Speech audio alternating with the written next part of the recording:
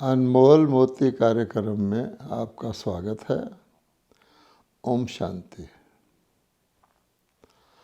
आज हम इस बात पर चर्चा करेंगे कि संसार में सर्वश्रेष्ठ पर्सनैलिटी कौन सी है। प्रायः दुनिया में कई प्रकार की पर्सनैलिटी गिनी जाती है। जैसे शरीर की भी पर्सनैलिटी होती है, किसी विशेषता की भी पर्सनैलिटी होती है। जैसे कोई टॉप स्पोर्ट्स पर्सन है, कोई सुपर एक्टर है, कोई बहुत प्रसिद्ध गीतकार है, गायक है, म्यूजिशियन है, कोई बहुत अच्छा भोजन भी बनाता है, वो प्रसिद्ध हो जाता है। तो ये पर्सनैलिटियाँ तो हम जानते हैं। उसके अलावा किसी को पद पोजीशन मिल जाता है, जैसे कोई चीफ मिनिस्टर बन जाते हैं, कोई राष्ट्रपति बन जाते हैं, प्राइम मिनिस्टर बन जाते हैं। पद पोजीशन की भी पर्सनैलिटी होती है। लेकिन उन पर्सनैलिटीज़ का जो प्रसिद्धि है, उनसे जो प्राप्ति है, उनसे जो नाम शाम मिलता है, वो बहुत काल के लिए नहीं होता। हम जानते हैं हर एक प्रकार के वर्ग के लिए बुक्स बने होते हैं। उनका नाम उन पुस्तकों में, उन मैगज़ीन्स में आ जाता है कि विश्व का सबसे धनाढ्य व्यक्ति कौन है, इस तरह से। लेकिन सर्वश्रेष्ठ पर्सनैलिटी कौन सी है और उससे कहाँ तक व्यक्ति को प्राप्त हो सकती है प्राप्ति, ये हम आज जानने की कोशिश कर रहे हैं। तो पहली बात यह है कि सर्वश्रेष्ठ पर्सनैलिटी जिस्मानी नहीं रूहानी होती है। क्योंकि जो भी हम रूहानी पर्सनैलिटी बनाते हैं वो जन्म जन्मांतर तक चलती है, और हमारी जिस्मानी पर्सनैलिटी, हमारे जिस्मानी पोजीशन, हमारे पोजेशन, वो सारे एक जन्म के लिए चलते हैं। फिर रूहानी पर्सनैलिटी के जो इंग्रेडिएंट होते हैं वो बहुत श्रेष्ठ होते हैं। उसका आधार होता है स्वच्छता, पवित्रता, सत्यता। अब हम स्वच्छता, पवित्रता, सत्यता तो कह देते हैं मोटे रूप से, लेकिन इसको अच्छी तरह समझने की आवश्यकता है कि वास्तविक स्वच्छता क्या है। एक तो होती है शारीरिक स्वच्छता, बाहर की स्वच्छता, वातावरण की स्वच्छता। लेकिन ये रूहानी पर्सनैलिटी है, इसके लिए अंदरूनी आंतरिक स्वच्छता की आवश्यकता होती है। और आंतरिक स्वच्छता का अर्थ क्या होता है? सच्चाई। पहला इसका इम्पोर्टेंट कदम है सच्चाई, कि व्यक्ति सच्चा हो। सच्चा हो, और सच्चाई का भी ये भाव है दिल से सच्चा हो। दूसरी बात स्वच्छता। अब स्वच्छता में क्या आता है कि नॉर्मली हम कहते हैं कि व्यक्ति किसी को का दिल ना दुखाए, सबसे साथ अच्छा व्यवहार करे। लेकिन स्वच्छता की एक बहुत बड़ी गहराई है, और वो ये है कि व्यक्ति एक तो अपने मन के अंदर मन को साफ रखे। मन के अंदर किसी प्रकार का मैल, अर्थात मन के अंदर किसी के लिए द्वेष भाव, ईर्ष्या भाव, घृणा भाव, इस प्रकार का कोई ऐसा भाव ना आने दे, सबके लिए शुभ भाव रखे। दूसरी बात कि अपने मन के अंदर हमारे अगर व्यर्थ संकल्प भी चलते हैं फालतू के, वो भी एक प्रकार की अस्वच्छता ही है, अपवित्रता ही है, क्योंकि व्यर्थ जो होते हैं वह व्यक्ति को श्रेष्ठता से दूर करते हैं। अगर व्यक्ति बहुत थोड़ा श्रेष्ठ करता है और ज़्यादातर समय उसका व्यर्थ सोचने में चले जाता है, तो हम जानते हैं सोचने का प्रभाव बोलने पर, कर्म करने पर, संबंध संपर्क पर, सब पर पड़ता है। तो फिर वो पूरी सत्यता और पूरी स्वच्छता का जीवन नहीं कहला सकता। और फिर स्वच्छता के अंदर एक और बात आती है, और वो क्या है? स्वच्छता का अर्थ है कि व्यक्ति विधिवत चले। एक बहुत इम्पोर्टेंट बात है, विधिवत, जिसको हम दूसरी भाषा में मर्यादित रूप से कहते हैं चले। किसी भी प्रकार की किसी भी बोल में, कर्म में विधि ना टूटे। और ये विधिवत चलना व्यक्ति के सोच में, उसके बोल में, उसके कर्म में, उसके संबंध संपर्क में, उसकी हर चीज़ में होना चाहिए, उसके उठने में, उसके बैठने में। अब ये एक बहुत गहरी बात है। नॉर्मली हम इस दुनिया में इसको मैनरिज्म कहते हैं। वो दिखावटी होता है, वो जिस्मानी और संसारिक होता है कि व्यक्ति शिष्टता से व्यवहार करे, ख़ास तौर पे व्यक्तियों को देखकर। लेकिन व्यक्ति को कैसे सोना है, कैसे बैठना है, कैसे उठना है, कैसे बात करना है, कैसे स्नान करना है। मान लीजिए कोई व्यक्ति किसी से मिलने आते हैं, अब वो व्यक्ति आलस्य के वश या अपने आप को महत्वपूर्ण समझकर, आने वाले को साधारण समझकर उससे मिलने में देर लगाता है, या उसको काफ़ी देर बिठाए रखता है। या मान लो नारियां, स्त्रियां मिलने आती हैं किसी से, और वो व्यक्ति लेटे लेटे उनसे बात करना शुरू कर देता है। इस प्रकार की, जिसको कहा जाता है विधि, किसी भी प्रकार की विधि में कोई किसी प्रकार का अंतर ना हो, तो ये भी स्वच्छता के अंदर आता है। और इस प्रकार की रूहानी, जिसको कहा जाता है पर्सनैलिटी, वो रूहानी पर्सनैलिटी पवित्रता पर आधारित होती है। और उसके अंदर रॉयल्टी, यानी उसके अंदर व्यक्ति के संपन्नता और श्रेष्ठता झलकती है, स्वयं को भी महसूस होती है और दूसरों को भी महसूस होती है। अब ऐसी रूहानी पर्सनैलिटी कौन सिखाते हैं?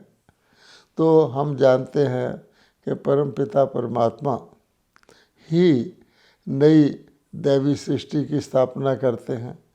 और जैसा कि भगवत गीता में कहा गया है कि दो प्रकार के संपदा होते हैं।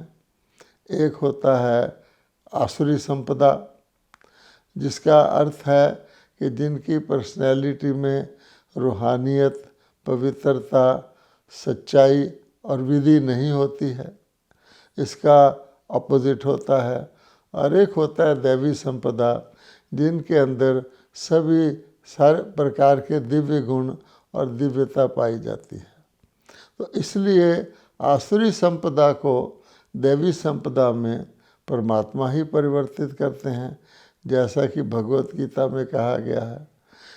और हम जानते हैं कि कब करते हैं, तो जब बिल्कुल ही सारी सृष्टि पर सभी मनुष्य आत्माओं में आसुरी संस्कार आ जाते हैं, जिसको धर्मग्लानि कहा गया है कि जब जब धर्म की गिलानी हो जाती है, उस समय परमात्मा कहते मैं आकर के सत्य धर्म की अर्थात दैवी संपदा की, अर्थात रूहानी पवित्र पर्सनैलिटी वाली कोई पुनः स्थापना करता हूँ, अर्थात उनको आसुरी से दैवी में परिवर्तित करता हूँ।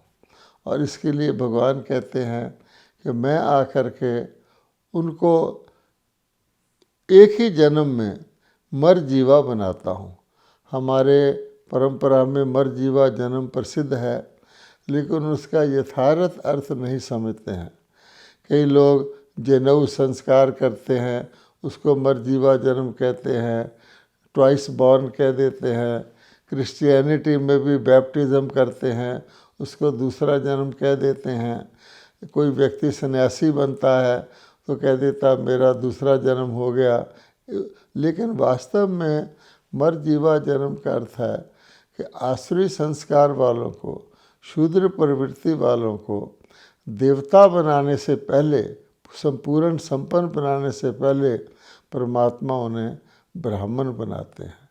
ये ब्राह्मण कोई जात पात के नामधारी ब्राह्मण नहीं होते, बल्कि ये ब्राह्मण रूहानी होते हैं, जो जैसा कि प्रसिद्ध है कि कल्प के आदि में गीता में कहा गया है कि ब्रह्मा जी के द्वारा प्रजा सहित एक यज्ञ रचता हूँ, जिसके द्वारा भगवान कहते हैं कि मैं ब्राह्मणों और देवताओं की उन्नति करता हूँ। अब ये ब्राह्मण इतने श्रेष्ठ होते हैं इनकी, क्योंकि परमात्मा द्वारा रचे हुए होते हैं। इनके अंदर पवित्रता की रूहानी पर्सनैलिटी होती है, इतनी होती है कि इनके नाम पर कलयुग के अंत तक जो नामधारी ब्राह्मण हैं, जो वास्तव में वो असली ब्राह्मण नहीं हैं जो ब्रह्मा मुख द्वारा निकले थे, जिनकी रूहानी धारणाएं श्रेष्ठ थी, लेकिन जन्म के कारण से, जात पात के कारण से आज वो ब्राह्मण कहलाते हैं, लेकिन नाम उनका ब्राह्मण है। तो उन श्रेष्ठ मरजीवा ब्राह्मणों के नाम में भी इतनी शक्ति है कि आज भी हम देखते हैं कि भारत के समाज में जितने भी मुख्य कार्य होते हैं जीवन के, वो ब्राह्मण के द्वारा कराए जाते हैं। चाहे वो जन्म सेरेमनी हो, चाहे वो विवाह सेरेमनी हो, चाहे वह गृह प्रवेश हो, या कोई और शुभ कार्य हो, और यहाँ तक कि अंतिम संस्कार भी ब्राह्मणों के द्वारा कराया जाता है। तो इतना श्रेष्ठ तो उन ब्राह्मणों का नाम होता है। अब भगवान कहते हैं कि जब मैं उनको इतनी श्रेष्ठ रूहानी पर्सनैलिटी बनाता हूँ तो किस लिए बनाता हूँ? तो सब जानते हैं कि परमात्मा ने आकर के दैवी संपदा रचा था, और यही जो ब्राह्मण होते हैं ये अपने अगले जन्म में, जो उनका प्रथम जन्म सतयुग में होता है, क्योंकि ये भी एक नियम है कि सर्वश्रेष्ठ आत्माएं इस सृष्टि चक्र में सबसे पहले आती हैं, और उसके बाद नंबरवार अपनी पवित्रता और श्रेष्ठता के अनुसार आत्माएं धीरे धीरे सृष्टि पर आती हैं। यहाँ तक कि जब कलयुग के अंत में सभी आत्माएं परम धाम परलोक में वापस जाती हैं, वहाँ भी श्रेष्ठता के आधार पर श्रेष्ठ आत्माएं परमपिता परमात्मा, जो भी परलौकिक परमपिता वहीं निवास करते हैं, उनके समीप रहती हैं। आप देखेंगे आकाश के अंदर रात्रि को बहुत से सितारे होते हैं, लेकिन कुछ सितारे की चमक ज़्यादा होती है और व्यक्ति का ध्यान उन सितारों की ओर जाता है। इसी तरह परम धाम में भी आत्माएं, जिसको हम परलोक कहते हैं, उस लोक में भी आत्मस्वरूप में सभी रहते हैं, और आत्माएं ज्योति स्वरूप हैं, उनकी अपनी अपनी चमक है। और वहीं पर परम आत्मा जो कि सदा ज्योति स्वरूप रहते हैं, सदा शिव हैं, उनका भी निवास है। लेकिन वहाँ पर ये जो पावन बनी हुई रूहानी पर्सनैलिटी को धारण की हुई सारी विधियों पर चलने वाली आत्माएं हैं, परम धाम में भी वहाँ इनकी चमक रहती है। और आने वाली नई दुनिया सतयुग में भी ये सबसे पहले धरती पर अवतरित होकर के देवी देवताओं के रूप में आती हैं। अब वहाँ इनका क्या स्टेटस होता है, क्या उनकी रॉयल्टी होती है, ये तो सब जानते हैं कि देवी देवताओं की जो सज्जू की दुनिया होती है उसके अंदर प्रकृति भी सतो प्रधान होती है, तो उनको शरीर भी सतो प्रधान प्रकृति के मिलते हैं।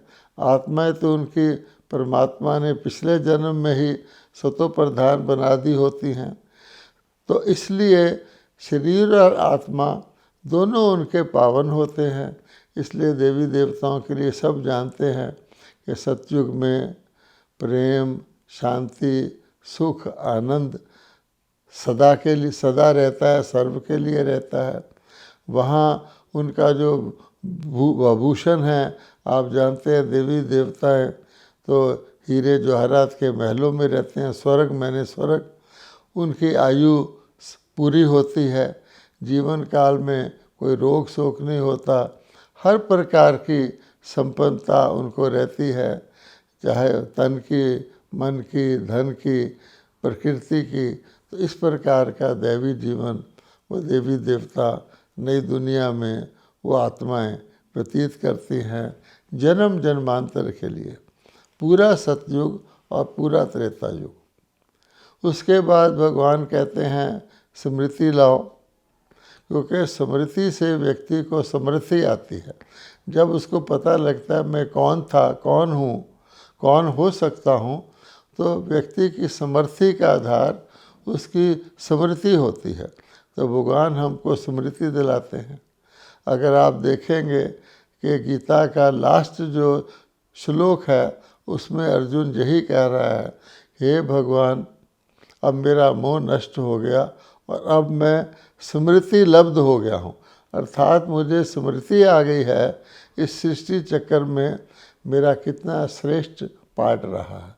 तो जब द्वापर युग आता है, देवी देवताएं तो नहीं रहते, देवी देवताएं पुण्य क्षीण हो जाते हैं, लेकिन उनकी जो मूर्तियां हैं, उनकी मूर्तियां भी जो हैं मंदिरों में स्थापित की जाती हैं, वो भी विधिवत स्थापित की जाती हैं, क्योंकि उन्होंने सारे जीवन काल में हर कर्म को, हर सोच को, हर संबंध को विधिवत निभाया होता है।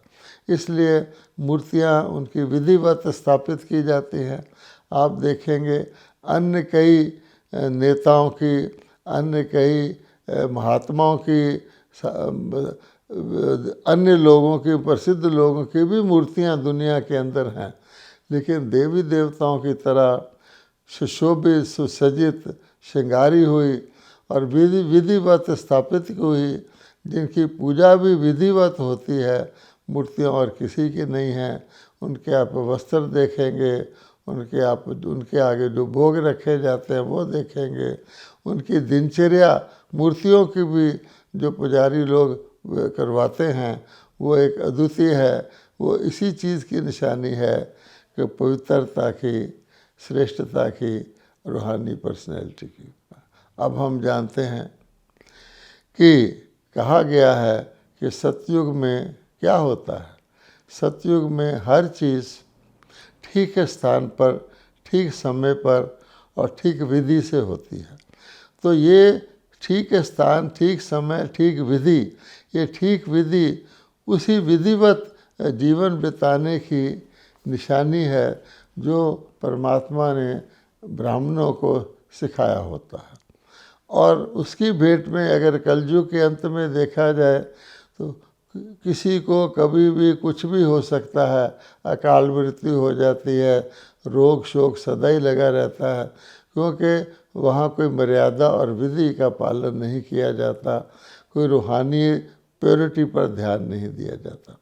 अब अगर आप द्वापर में देखेंगे तो द्वापर के बाद चलते चलते जब कलयुग का अंत से पहले, जिसको कहते हैं संगम युग आता है, जब भगवान पुनः अवतरित होकर उनको मर्जीवा बनाते हैं, उस समय तो देवी देवता, वो जो आत्माएं होती हैं, वो अति इंद्रिय सुख का अनुभव कर सकती हैं, क्योंकि परमात्मा उनको इसी लोक में जो पतित बन जाता है उसमें अलौकिक जीवन जीना सिखाते हैं, उनको आत्मिक स्थिति में रहना सिखाते हैं, उनको संकल्प की, बोल की, कर्म की, संबंध की, संपर्क की श्रेष्ठता सिखाते हैं।